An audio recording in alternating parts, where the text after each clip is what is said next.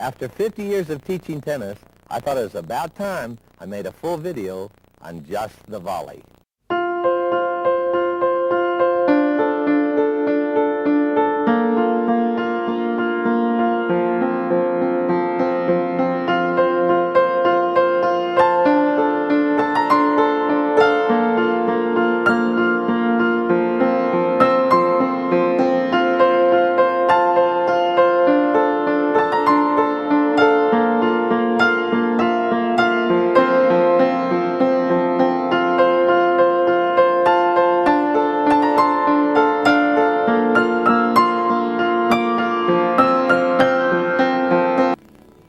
After 50 years of teaching tennis, I've noticed that the volley is one thing that scares people the most.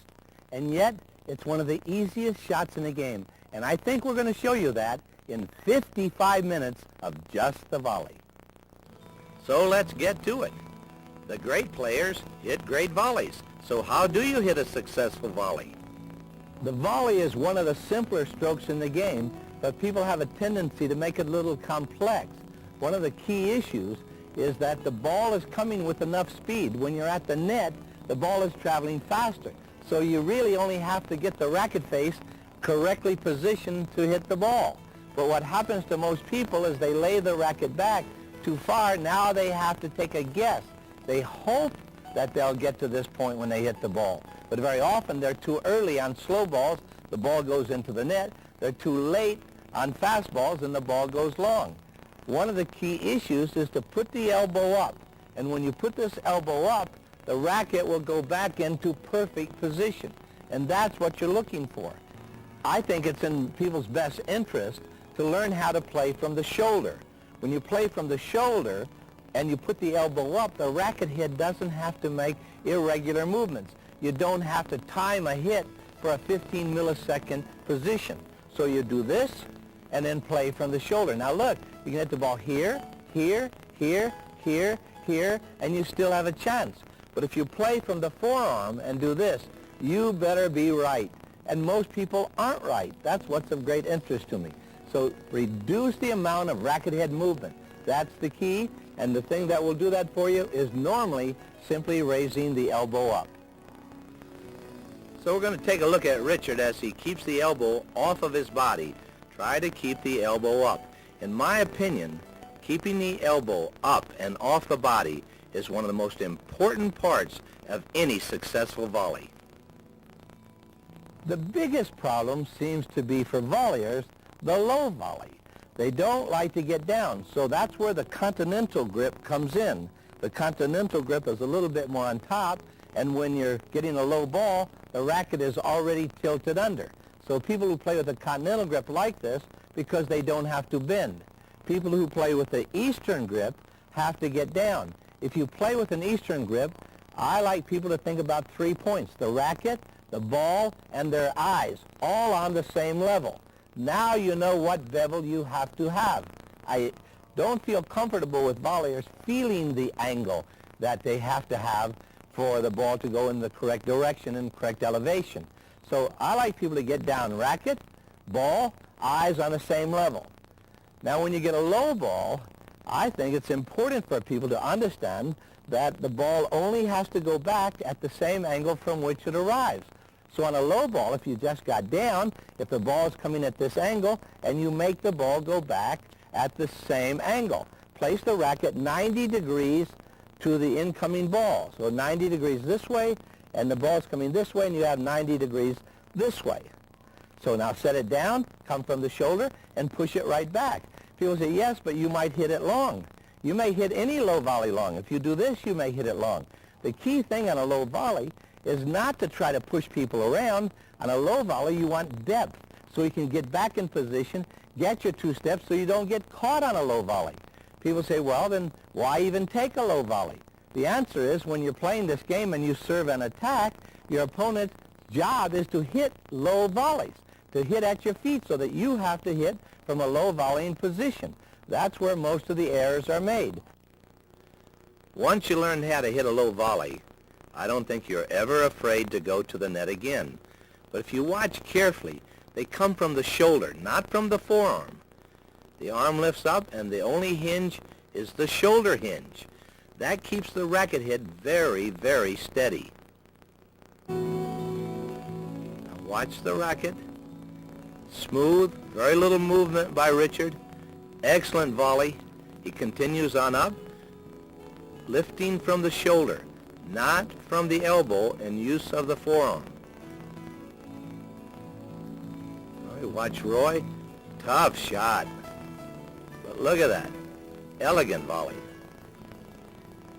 All right, we'll get a chance to take a second look at this volley because it's really smooth. This is one of the toughest volleys in the game. Real low off your feet. Nice, smooth racket. Steady, tilted just right. Well, when you play from the elbow, this is what happens. The racket goes in an arc. And if you hit it late, the ball goes up. And if you hit it too early, the ball goes down. But when you hit from the shoulder position, the racket stays still and you're right on target. You don't have to have a roll. I don't think the volley grip debate is ever going to end because wherever you go, the people are sold that their grip is the best grip. Well, I can only tell you why I like the Eastern forehand grip. There's the Continental, there's the Eastern backhand grip. Why I like the Eastern backhand grip on the one-handed volley is that the palm's on top, the thumb's at a diagonal. You're going to hit the ball on the backhand side, an elbow span in front of you. But if you have a Continental grip, it pulls the elbow in, it turns the racket under, and you've got to roll the racket. Or you have to push the wrist out into a very vulnerable position. One of the key issues on the Continental grip is that if I hold this grip, the racket is tilted at a diagonal. It's very hard for me to push the wrist out in front and hit on the front side and hit into the backhand corner or hit down the line. So that's why people with Continental grip very often hit on the right shoulder to go into the backhand corner. It's a little difficult to push that wrist out in this position. So that's one of the weaknesses. You know, Ken Rosewall was a superb volleyer. He held a Continental grip on the forehand side and on the backhand side, but he had unbelievable timing.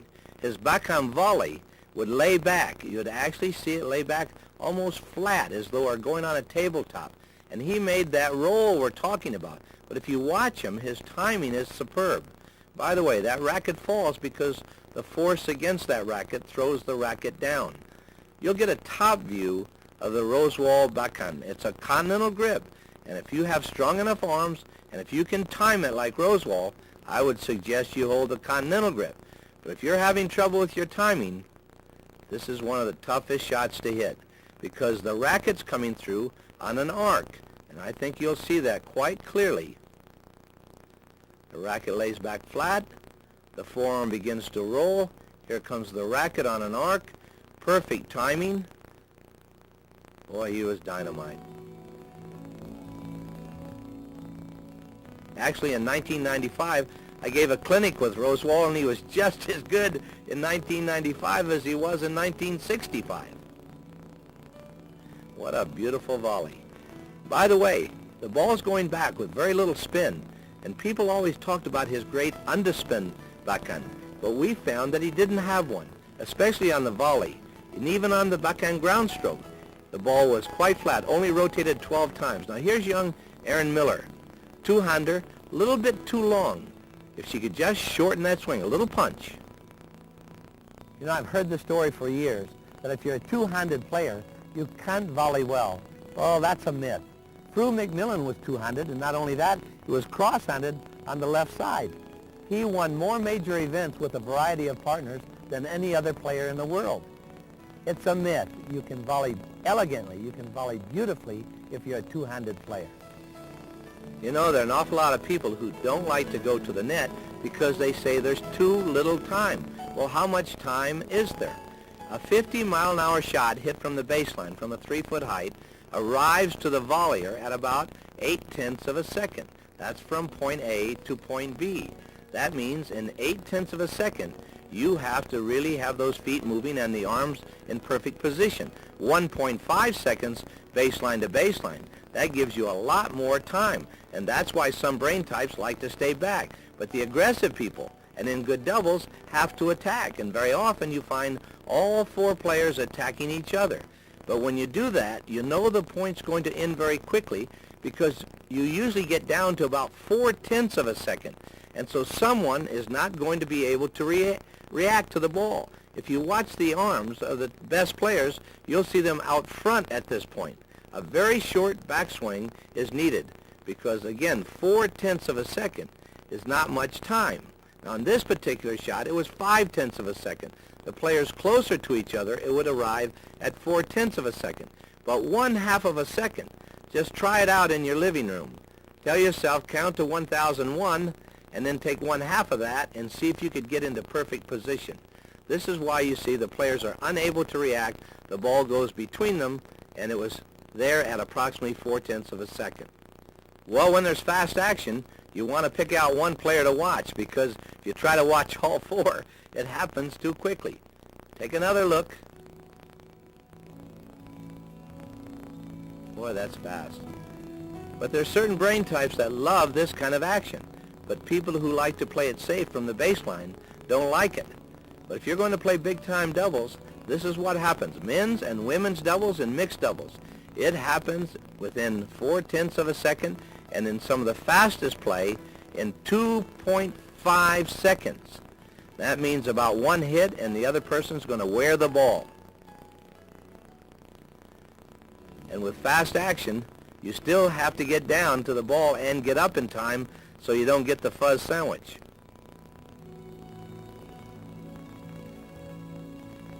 And again, remember, this is all taking place in about 1/2 of 1 second.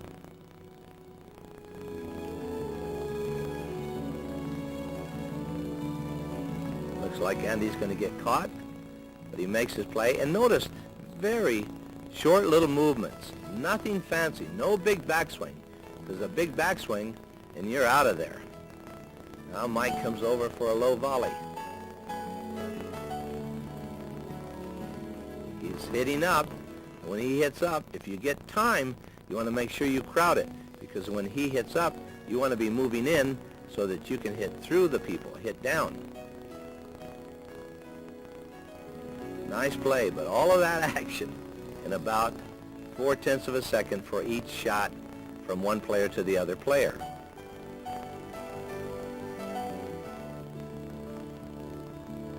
Boom. Out of there. One little mistake.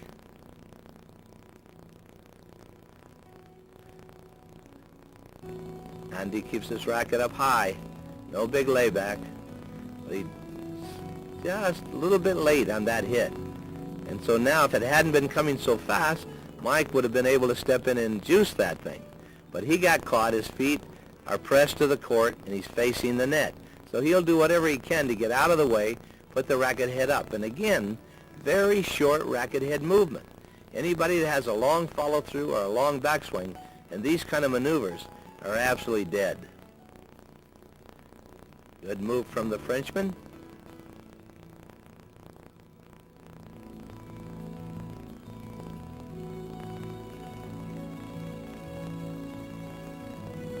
It's really interesting when I watch each player.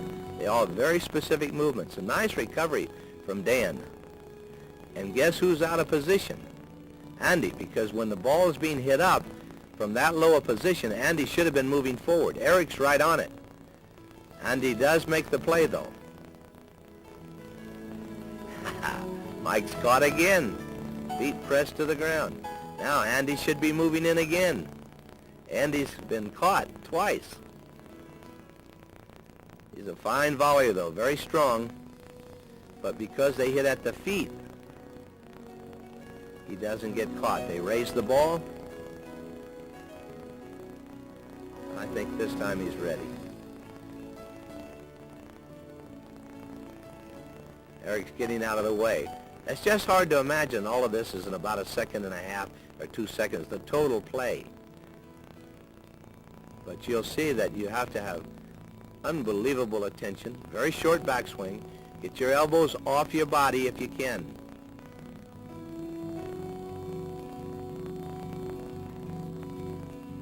Andy was lucky. Now we'll show you in a short period of time how quickly you can change the racket face. you can literally make your hands change grips faster than you can take a single step.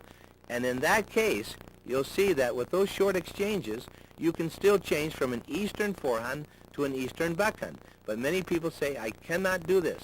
I cannot perform two separate tasks simultaneously. In that case, you need to use a continental. But in my opinion, changing grips is the best if you want to have a great volley. You know, the role of physics is so important on the volley, as well as all of the strokes. But one of the things the physicists tell us is that the ball doesn't sit on the strings very long, about 4/1000ths of 1 second. A camera only shoots about 30 frames per second. And as you'll notice as we go along with this little exercise, that the human eye has great difficulty watching the ball come even close to the racket. Why? Because the human eye isn't good enough either to see the ball hit the strings. So what's all this stuff about watch the ball hit the strings? Well, most cameras can't do it. It takes a high-speed camera, and when you shoot at 1,000 frames per second, you only have the ball on the strings 4 frames. So the best thing to do is to keep your head very still as though you did see the ball hit the strings, but you probably will never in your life see the ball hit the strings or see a ball hit a court unless you have some super eyes. Let's just watch it.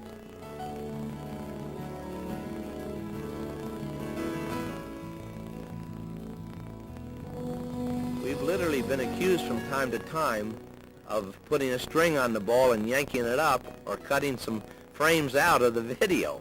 But this is what the camera actually sees. And here we're shooting at a 2,000 shutter. But 30 frames is simply not enough to capture the ball. Now I'm on my back and I'm trying to take a look at what happens from below and up. So now Ashley's going to hit some balls. Eric will hit a couple.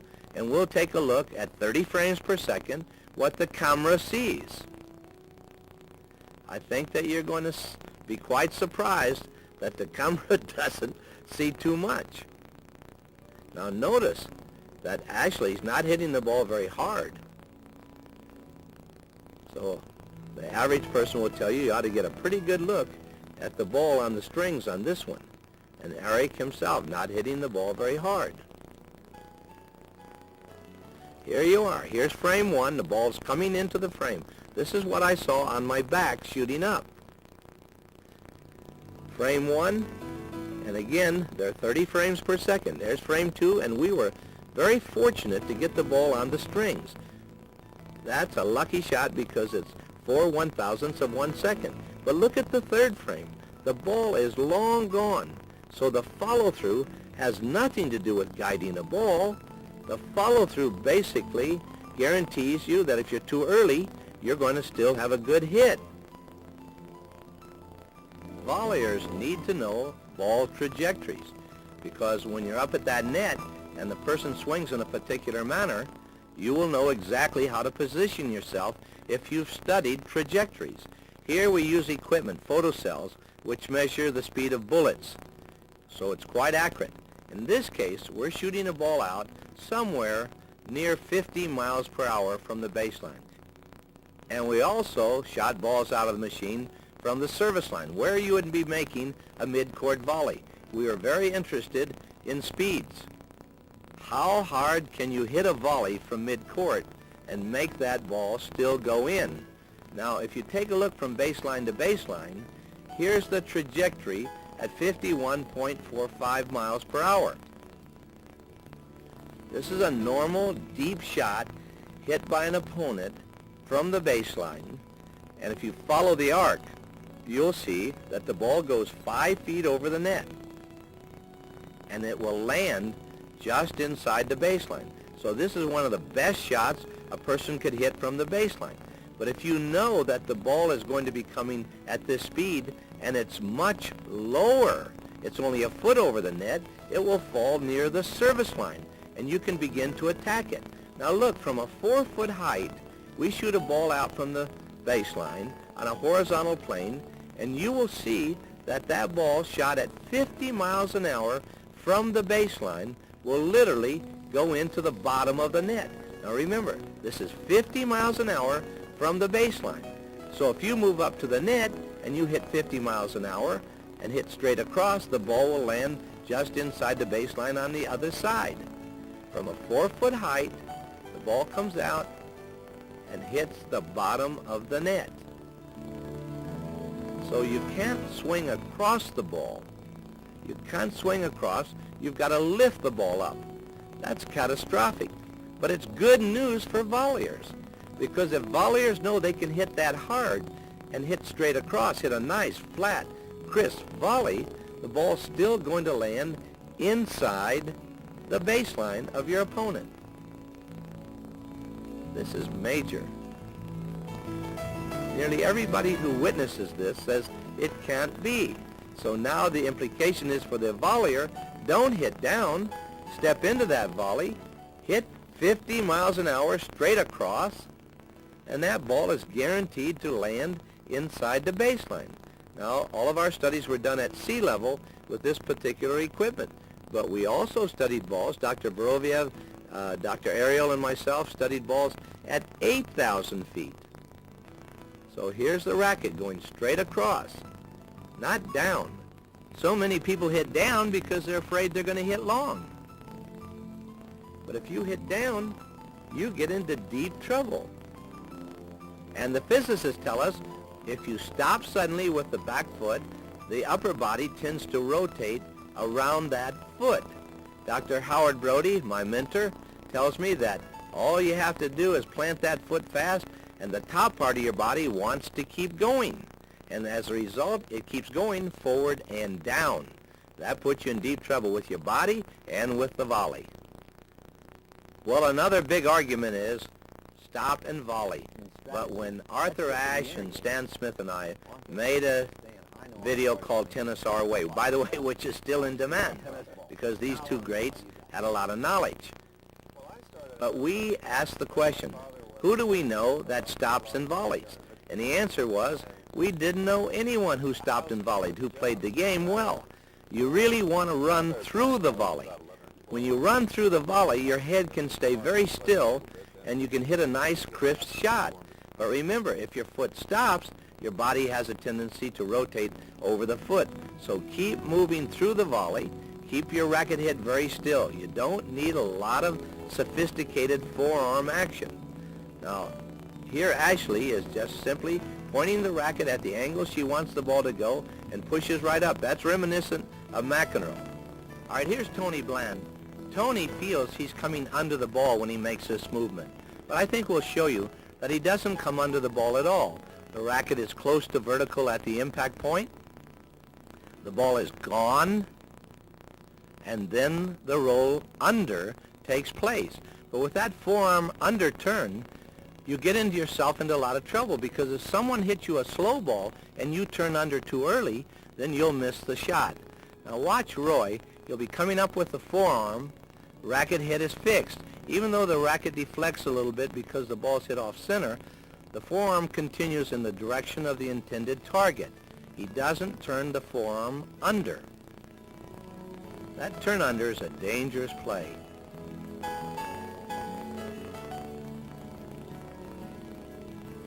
Here's Tony Bland again, and Tony likes to underspin his backhand volley. When you underspin, you can take the speed off the ball a little bit because you're not hitting the backside of the ball. But also, underspin requires some pretty good calculations. Here's Fernando Ferrara. He likes to hit underspin backhand volleys, wants to keep the ball low. But again, you have to make some pretty doggone good calculations when you hit with underspin. It's not as easy as most people think.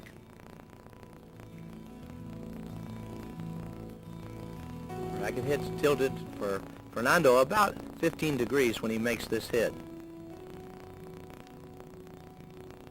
I think you'll get a good look at it here. A lot of the people like to hit underspin. It's easier on the backhand, especially if you're holding a continental grip. The continental grip is already set for an underspin backhand. You see the racket's laid back naturally? Slight tilt on the racket and a high to low movement. But for every degree you go down, you have to turn the racket 1 degree up. Here's Ken Rosewall. Again, notice that he has the racket head laid back and it's almost flat. But when he makes contact with the ball, I think you'll see Rosewall really doesn't hit with underspin. It's almost a flat volley. And by the way, it's one of the greatest volleys in the history of the game. The ball goes back with almost no rotation. And again, remember, the force of the ball against Ken Rosewall's racket drives the racket downward.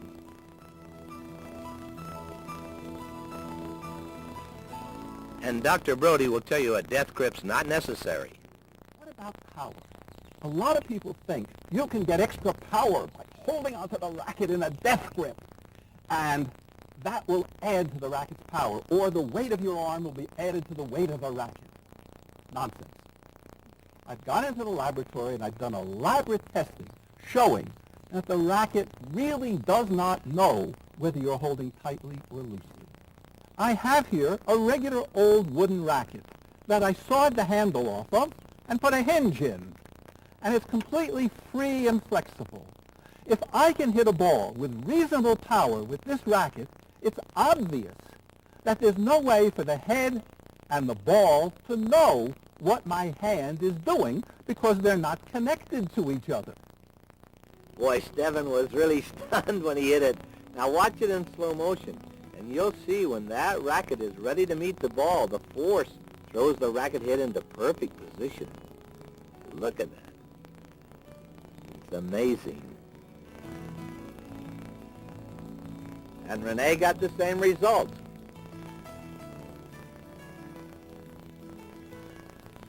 Here's a busy chart, but if a ball's hit at a little over 50 miles per hour, by time it's reaching the volleyer, it's traveling 39.5 miles per hour.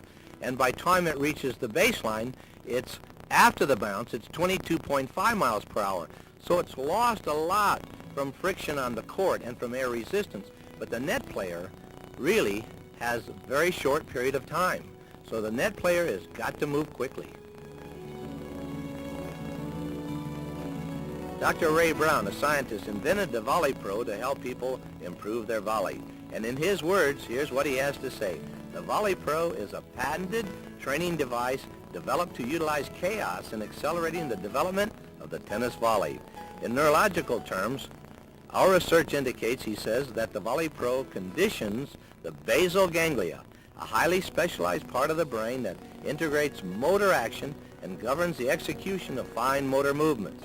For example, he says, the basal ganglia controls whether a movement is executed slow or fast, and also contributes to the timing of movements. This is particularly important in the tennis volley in that the stroke is very short. The time available to execute the stroke is minimal, and a modest error can spell disaster for the volleyer. By working on the Volley Pro, he says, the student greatly increases his ability to time and execute the volley. I think the bottom line to all of this is that sometimes when you're playing this game, your basal ganglia doesn't always do its job.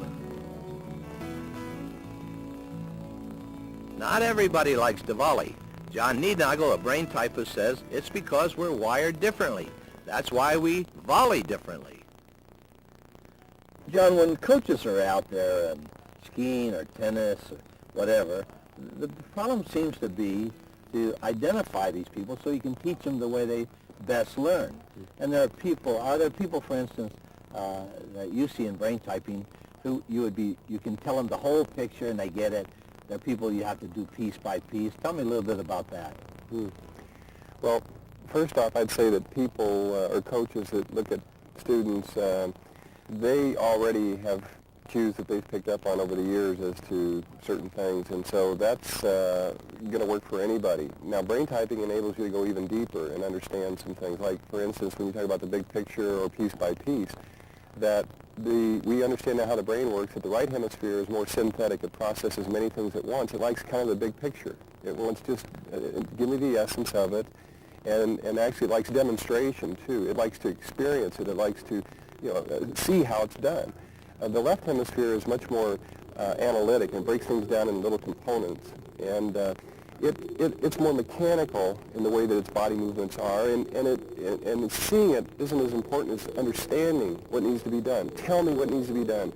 Let my mind comprehend this, so now that I can put this into action. So I would just say, from that standpoint, that when people want to have more information and have it broken down, understand that's the way they're wired, and you better do that before you do anything else. John, there are body types. When coaches ask athletes to do particular things, they should be aware of the fact that somebody can handle their body much better than others. Other people can handle their hands and arms a little bit better than others. Can you elaborate on that a little bit? Well, from what we understand of the 16 brain types, there are 4 types that are really good at controlling the big muscles of the body, what they call the gross motor skills. And these people have good body balance. And the right hemisphere dominant people of that type are real rhythmical and smooth, and you'll never have to worry about teaching them body balance. The left brain dominant persons of those gross motor people are more mechanical, and so they have good balance, but they're still going to be a little top heavy at times because they're rigid, more structured in movements. Then you move on and you have fine motor people that would tend to use their upper body a lot, and the lower body is not as important. And so like if it's in skiing or whatever, the pole's going out and balancing the body with the upper body instead of trying to get more with the lower body. And then you have a group that actually coordinates the gross and the fine motors, and those people are a lot more limber and flexible, and they're not going to really be superior either gross motor or fine motor. And then lastly, you have a group that really doesn't have very good lower body balance at all. They have very good brains, very good minds, and so they want to understand things, but they have to work real hard at lower body balance. So succinctly stated, those are some ways of looking at people differently. When you volley, your body exerts a tremendous force on the court and vice versa. When you run, your vision gets lousy. It's difficult, almost impossible to read anything when you run. So when you volley, you better have some strength, and you better be running smoothly. So flexibility and strength become important. Listen to Kathy. I was trying to read the newspaper and I could not read a word, Vic. Strength and flexibility can convert to speed, and when you volley, you need it. I count on my pal, Dean Brittenham, to get me all the information I need. I'm Dean Brittenham, and I'm at the Shiway Sports and Health Center, Director of Athletic Excellence. Well, if I wanted my students to get a lot more speed and a lot more power, I go to Dean Brittenham. He is wonderful at getting people to become much more flexible, much more powerful, much faster. We followed on the left Mary Kay and Karen on the right because they wanted to become better doubles players. So we watched their drills, all of the stretching, a lot of the plyometrics, power drills, and we asked them, did all of this help you? I'm taking it because I'm hoping to get snappier, quicker feet, the footwork improvement, and also the recovery and getting back to where I want to be on the court much faster than I'm doing now. I'm taking it to get faster on the tennis court. I'm tall, and I felt that my speed held, or lack of speed, held me back, and I'm doing it, to get faster. Do you feel like you're more flexible? Do you feel stronger? I definitely, after the first plyometrics class, the next day on the court, I actually could feel a difference. I felt much quicker, and that was just after one session. It seems to me that what I've seen over the years, that people who get involved in this, they can hit better off balance. They're stronger, but when they're off balance, they can still make a good play.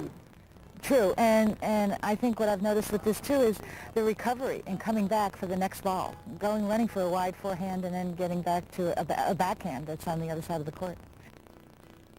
What I've seen over the years is that you have to stretch like crazy to make some big plays. Ken Rosewall, as long as I remember, was never injured. He always got involved in stretching, flexibility, strength and power.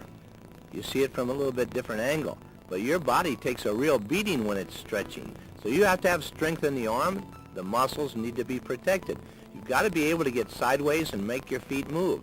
If you get caught facing the net and not being able to move out of the way, that ball is going to come down and you're going to miss a volley. So you have to have great footwork, you have to have speed, power, strength, all of that. And that all comes about when you get involved in plyometrics. Basketball players have this problem. You want to be facing the goal when you're playing basketball. So your instinct when you go from different sports is you want to hit it through, or you want to throw it the same way in every sport, but it doesn't really work that way. So when George plays tennis, he has to switch from basketball to tennis, turn sideways as this young German player is doing right here. Each sport has very specific requirements. And in tennis at the net, when you're playing against the top players, you have to respond in less than a quarter of a second. And if you can make that body move that quickly and make a particular movement for a good volley, you are some kind of a player. But as you'll see, most players eventually get caught because the brain needs about 200 milliseconds to make any kind of a movement. You'll see Mike Paz there sitting off balance. You'll watch Eric right now. He'll need strength. That goes back to Dean Brittenham's class, because when you're off balance, that ball's creating a tremendous force against the racket. Roy now is caught simply because he doesn't have enough time. Anticipation, flexibility, strength, speed, all important here. Dan, he's the victim. He got caught. Not enough time for Dan, and the ball's in the net. Dr. Richard Schmidt and I made a video on motor learning, and he has helped me so much understand why people have difficulty volleying at close range.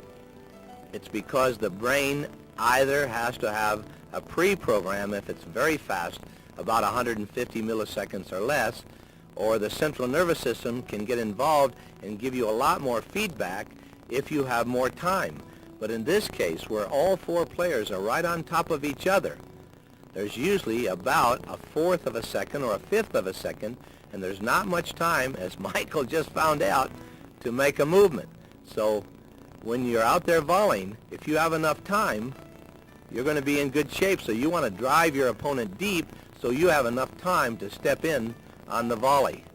But boy, when you're at close range, a fourth or fifth of a second's not much time. Now the brain picks up all kinds of little cues, and when you become a racket spinner, the brain says, hey, I got that formula, and it develops a software package. So between all points, you start spinning your racket, not in your best interest. Watch Roy, a motor program to come straight up after he volleys. Follow the ball up. Now, people say, why is it that if the ball hits the racket and the racket makes funny motions, will the arm still continue upward? Well, the motor learning people say that Roy has already programmed a software package to follow the yellow line. And so even though the racket deflects with that ball, he still follows the yellow line. Let's watch Dan. He's working on a lob and sometimes a drive. But is this important for you to know anything about motor learning? You bet. If you're the volleyer and if you can read the shot, at what point does the human brain have to commit to a particular software package? Well, it's about 200 milliseconds or a fifth of a second before the ball is impacted. So now, if you know that, if you can learn to know when the player, when your opponent is committed to a shot, and you think it's going to be a drive, you can go forward. But if you think it's going to be a lob, you can get 3 steps backwards. So what the top players do is they'll go out on a court and watch players hit a ball. And they'll start to try to find little cues as to what that opponent will give, which will help them decide whether they're going to go forward or backwards. Well, here's a case. Dan is going to hit a drive. We've seen that before. If you can pick out all of these actions, you already have 2 steps forward on the net, and you will have a tremendous angle. Now watch on the split screen, and you'll see a little bit of difference here between body movements. Notice on the left, Dan is standing almost straight up. This is typical on a lob. This may be a motor learning cue for the volleyer. On the right, you'll see a drive. Boy, when you can pick up these cues, you're in the ball game. I've seen some top pros have a tremendous book on the players. They'll look for a shoulder or a head, or does the player, when they're going to lob, like the Dan on the left, is he standing straight up? The player on the right's really moving into the ball. So did he telegraph it, and did it give you time to make a movement? Well, when you look at the anticipation drill, how critical it is. Above on the left, you see the X where most people stand. If they can get 2 steps forward, instead of getting a 30-degree angle, which they will get when they're standing on the X, they get a minimum of 90 degrees, all the way up to 130. If they see the lob, as you see behind the X, there's steps 1, 2, 3. So if it's going to be a drive, 2 steps forward, going to be a lob, 3 steps back. Now watch some players with some different styles. See if you could read the movements. What is the tip-off? Here's Stash. Is he going to throw a drive or a lob?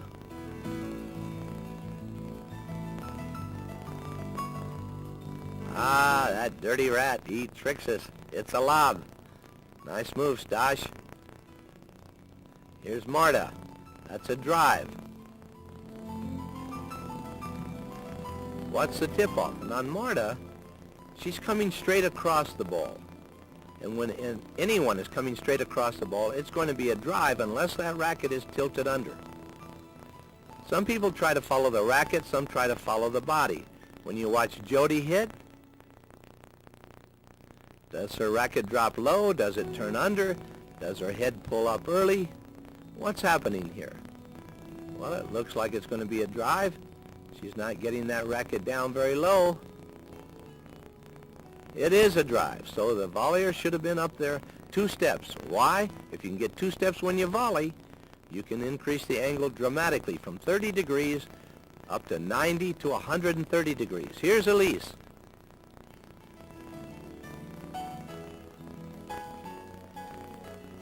Well, what do you see? Drive or lob?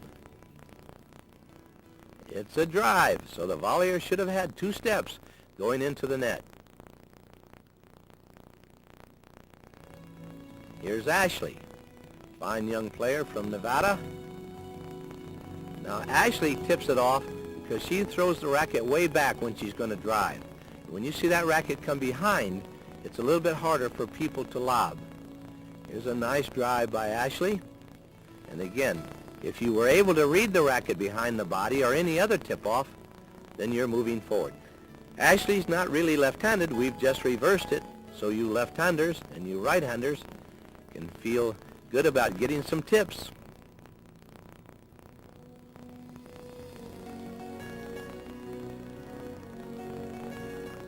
Nice player. Did you move? When you get a short ball, volleyers get to the net.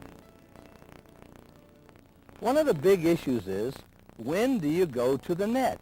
Well, whenever you have a ball that's short enough that you can run in and hit it, and you're fast enough to make it to this point as or before your opponent hits the shot. Now, if you can't make it here, that's a little bit too long, so you need to practice your short ball range. So what is it? Maybe it's from this position. You come in and hit it, and now you're very comfortably here. Well, if you're not in that position, go back. But if you're in that position, go forward. It's called your short ball range. Well, the great Chinese player Huna knows when she gets a short ball, she's getting in there and getting in there fast. Now watch it in slow motion because this is a very important movement. Huna, see, she has a short ball. Now her brain is programmed to make it automatic. Hit this approach shot. She likes to hit the backhand with underspin so that she can keep the ball low, and that forces her opponent to hit up to her. But you see the focus. There's no pause. One motor program. She's going to get into the net as fast as she can. The faster she gets to the net, the higher volley she will have. Great focus.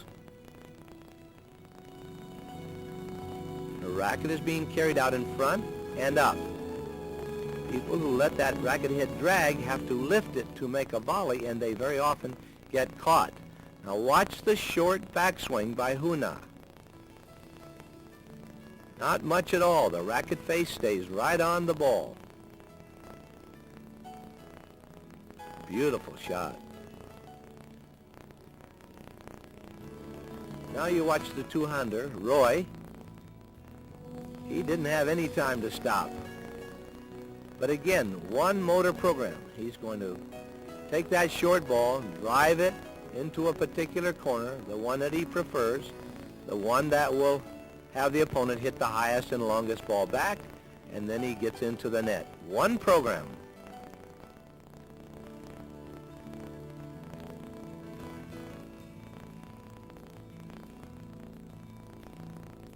He's on his way.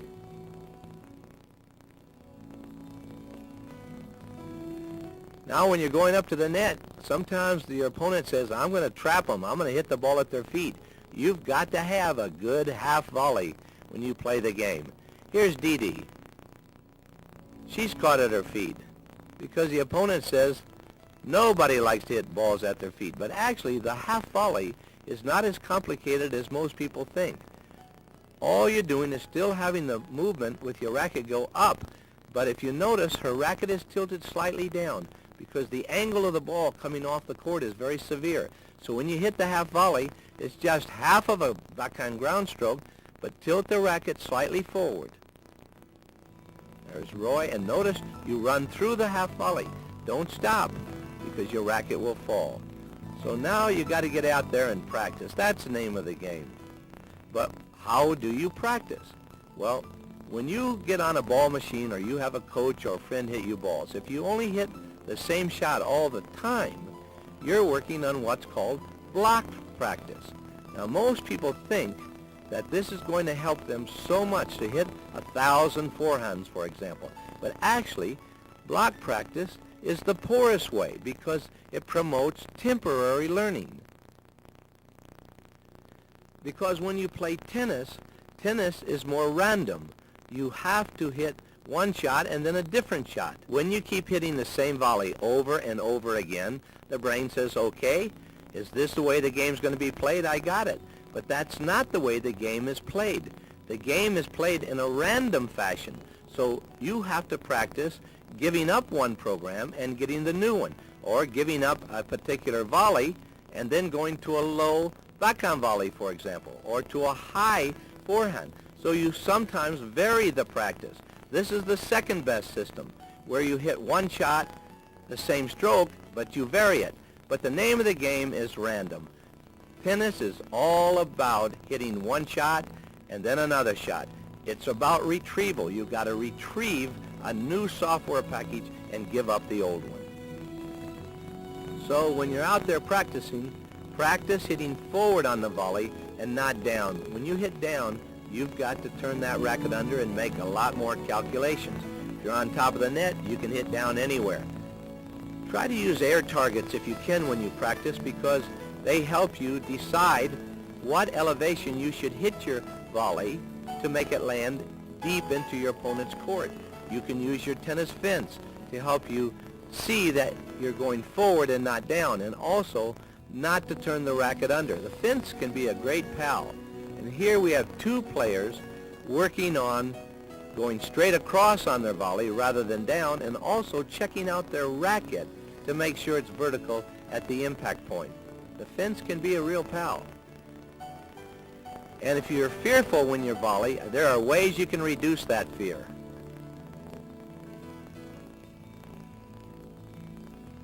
You know, the volley does strange things to people. I've told this story 1,000 times, but I always remember the lady who came here, and she would rush the net, and then she would freeze. She'd just lock up, and she would say, the ball's going to hit me. And it did. I mean, they bounced balls off of her body the whole week she was here. So I said, the logical thing, why don't you just back up a little? And she said, when I back up, I just have a tendency to get hit further back. And I said, well, then why go to the net? And she says, because I love to attack. Here's a drill I learned from Don Klotz, is have the person who's a little fearful be at the net, and you barely throw the ball, so they see that they have enough time. And the central nervous system gives them a chance to say, hey, wait a minute, I can do this. You're not paralyzed. Here Martha demonstrates this and does a very nice job. And as I go back, I hit a little harder, I pick up my racket, hit a little harder, and I get all the way to the baseline, and then I hit it pretty darn hard. And it works. A two-handed backhand volleyer can really be a great volleyer, and many people think they can't do it. But if you watch Roy, you'll see why a guy like McMillan was so super. Again, Fru won so many great doubles players, two-handed volleyer on both sides. And here's a little girl I enjoyed being with in 1985. She volleyed well then, both hands, both sides, volleys well today. Well, we're running out of time. Here's our final tips. You know, good low volleying requires leg strength, but just as important is stomach strength. And ever since I've been eating too many low-cal donuts, I find that it's hard to get down for that low ball. But if you'll work on your stomach muscles, you can get down there very comfortably, and you can move through it. You can get down low and still move through it. I think Don Budge had the right idea. Keep the volley simple. I remember Don always used to say, just reach out and catch the ball. He said, reach out and catch a ball. Well, it's the same thing. Reach out and volley the ball. It's the same as reaching out and catching the ball. But so many people start doing crazy things, or they're like this. And all you have to do is reach out and catch the ball. Try not to get too far out in front. If you get too far in front, the racket will come down. But if you get even with the front shoulder, right here, even with the front shoulder, that's perfect position for the volley. Let me give you a side view of the best place to hit your volley. If you just line up your front shoulder like this with your hand, put the racket against that. Right there is the best place to strike the ball. Boom, right here. But what happens so often is people lay this back and they get caught here, or they get caught here. Or if you try to get too far in front, it becomes a push. And this is what it looks like in slow motion. It goes this way. You don't want to push. You want a nice, clean, crisp shot. And on a two-handed volley, you hit on the same place, even with the front foot. But on a one-handed backhand volley, your elbow will be about a finger span from your body. Why is it so difficult for people who hold a Western grip to hit a volley? Well, it's not so difficult for them on a high volley. The problem is for people on a Western grip is to take the low volley, because their arm is in a very difficult and irregular position. So it looks like this. So most people who play with this grip, you'll notice they only go to the net every other April. On the backhand side, the second hand is so important because very often it's the culprit. If you take the second hand and put the elbow in, it lays the racket back and you get this motion. Again, you have to be almost perfect within 15 milliseconds maximum to be able to make this hit, depending on how rapidly you're moving the racket. But if you'll just simply take this elbow and put it up, now the racket face stays on the ball longer. Well, then you get people to say, wait a minute, I see some of those top pros, and they roll the racket. But they also play 7 days a week, and they have great timing. If you can roll it, you can generate more racket head speed, but you also have to have perfect timing. If you use your second hand properly, you don't have this happen to you. When you use your second hand, the racket stays up and stays on the ball flight pattern longer. It doesn't stay against the ball, or the ball doesn't rest against the racket longer. The racket is just on the flight path longer and gives you a safety valve. That's a very important issue. Well, unfortunately our time's up, so that's a wrap. But now it's up to you to get out there and stimulate your basal ganglia. There's a lot of fun stuff going on in tennis, and I try my best to write about it as often as possible in Tennis Magazine. Ah, the great Steffi. How sweet she is. And we've put out a lot of new videos, and I try to treat each video now separately so that we can go into greater detail.